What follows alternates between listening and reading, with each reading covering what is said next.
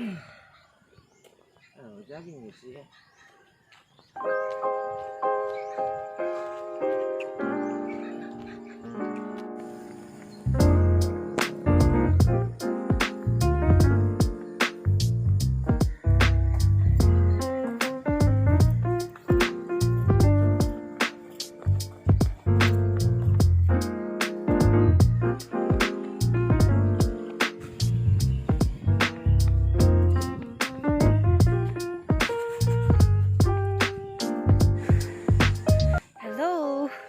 Good morning, everyone. So it's Mo here again. Welcome back. And today is Monday, January 10. And finally, nakapag-jogging na din ako. Kasi napaplano pa lang kami na umuwi dito. It's my original plan to jog every morning. Kasi ang ganda ng place dito, guys. Ang sarap mag-jogging. Pero hindi ko nagawa kasi palaging tinatamad. But right now, finally, I'm here. So, yeah. Join with me, guys. Guys, look at that. Malapad ng road and walang tao. Walang sasakyan. So, diba, ang sarap mag-jogging dito. Oh, that's hubby. Right there. And then, this is the surroundings. Tapos, ayan. Doon kami papunta. So, join with us in this morning jog. And by the way, guys, this is they call this the diversion road pala. From Sibulan to Magiri City. So, look at the view. Parang ang sarap lang naman mag-jogging every morning, di ba? Walang tao, walang sasakyan, and then fresh air ang malalanghap mo.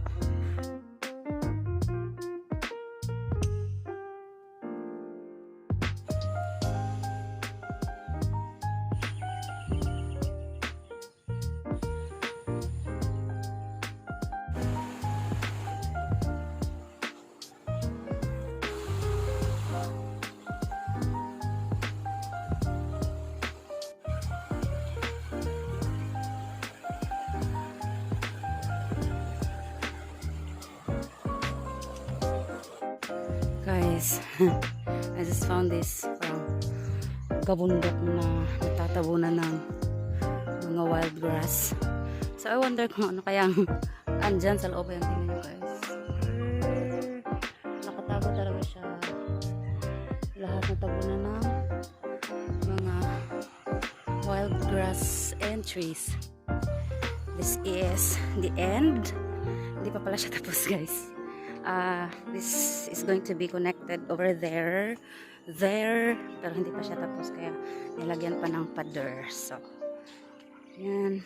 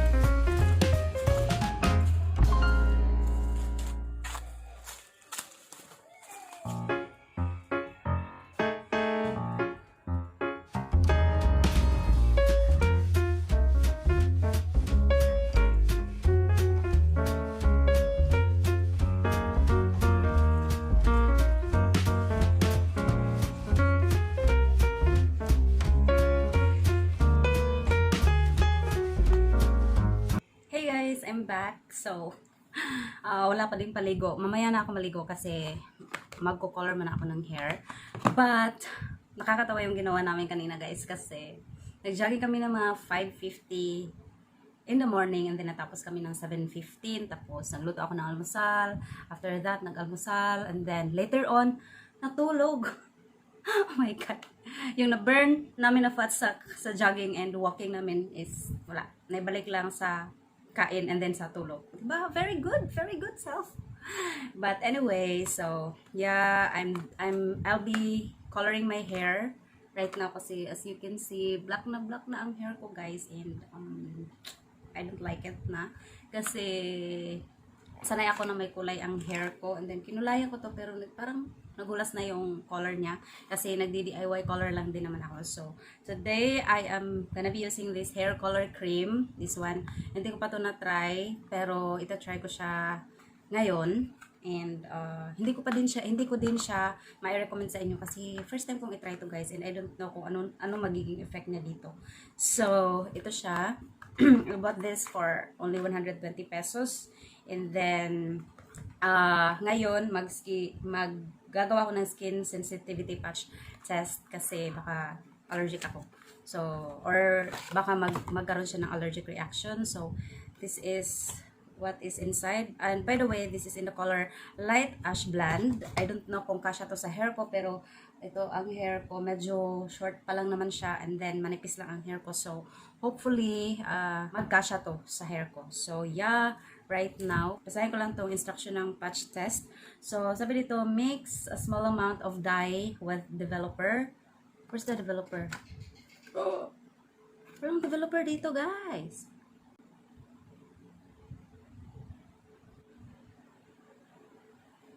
This one is for color. So, meaning meron siyang dapat kasama na developer. I don't know. So, let's see. Wait lang. Wala akong pang-open dito. This one na lang muna ang gagamitin natin. Ano siya i-open? This one. Ayan. So, ganyan. Ganyan mo siya. And then, oh my God! Wait lang. Diba? Wait! So, this one is, paano ba malalaman? What? OMG. What is this?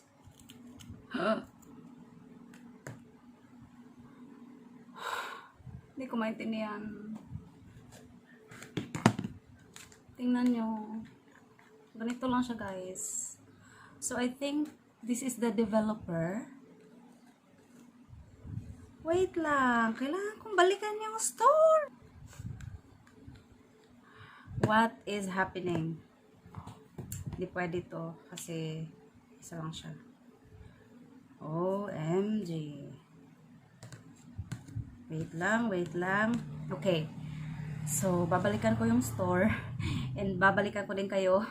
So, I'll see you later. Hey guys, so I am back and may kapares pala talaga siya guys. So ito yung dapat pang mix niya. This is the developer na nire-refer nitong instruction dito. So i-mix tong laman nito and then this one para magkulay yung hair. So let's do that.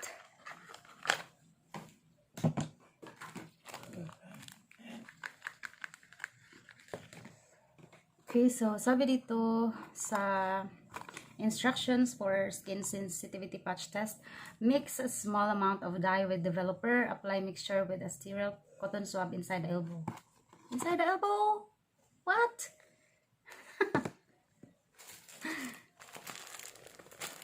Inside the elbow.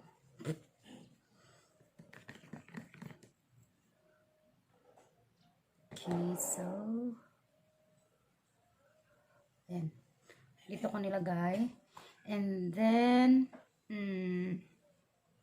observe the test area for 48 hours. If no skin irritation occurs proceed with color application. Oh my God. 48 hours. And ngayon na ako magkukulay. Okay. Nag-iisip ako kung anong gagawin ko. Okay. So, I'll just wait for an hour kung may effect siya sa akin. And, huwag niyong sundin.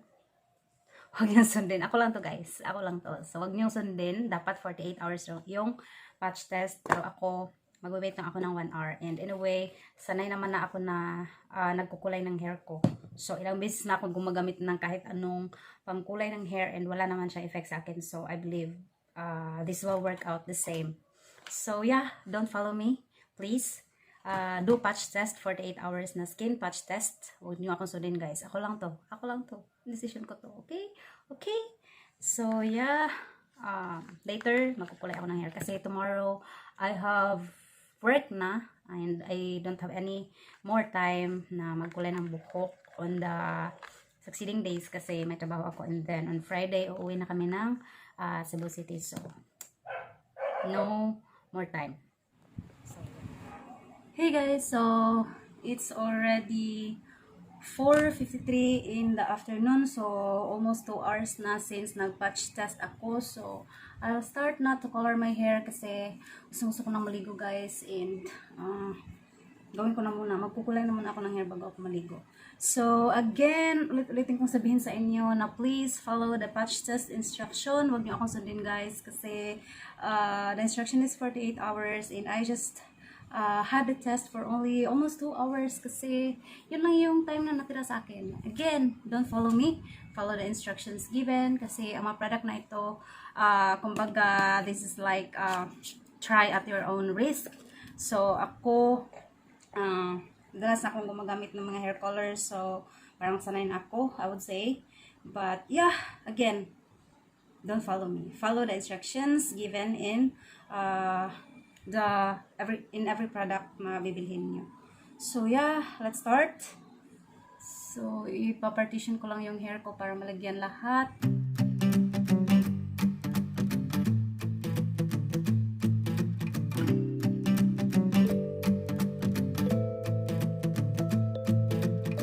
Okay, I decided guys na balutin na lang yung kamay ko tapos kakamayin ko yung pagkukulay kasi ang gila pala niya kapag ganito and hindi mo nakikita sa bandang likuran. So yeah, ito yung pangbalot ko sa kamay. Probably this is the easiest DIY ever. I'm sorry, pero it's okay. Importante malagay ko itong kulay ko sa hair ko.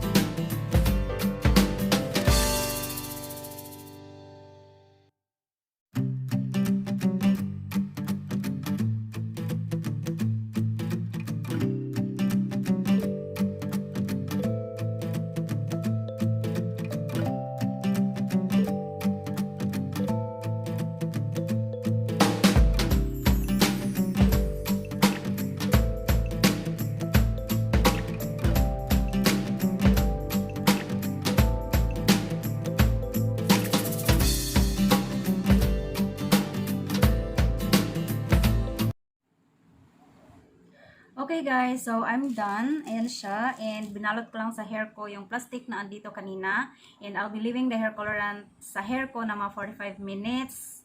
And right now, it's already 5:30. So mga 6:15 ko siya mababanlawan. And gabi na. Kaya tomorrow ko na lang kayo i-update kung magkukulay siya sa hair ko. So yeah, see you tomorrow guys! Hey guys, so it's the next day and it's already 4 p.m. Ngayon ako nakapag-film ulit kasi mag-work ako kanina until 3 p.m. And just an update, so here's my hair after coloring. Ayun siya guys, as you can see, parang kakulay niya na yung cabinet. But yeah, this is it. And I think it works out really great on my hair. Parang feeling ko nga so far dun sa mga previously na mga nagamit ko ng pang-color ng hair, ito yung pinaka-favorite ko kasi mabilis siyang mag-color, and then ayan, kita mo yung color niya guys. And look at that. So maglalagay na lang ako ng picture ng before and after so you can see kung ano yung kaibahan niya sa dati. That's the update, and I think I'm gonna end the vlog right here. Thank you so much guys for watching, and again, kapag hindi ka pa subscribe sa channel ko, please consider subscribing and hit that bell button below so you will get notifications every time I post a new video. And I just wanted to tell you guys that a single click of that subscribe button below will be a great help for me to grow my channel, so please consider subscribing, and I'll see you on my next one. Thank you so much. Don't forget, Jesus loves you. Bye.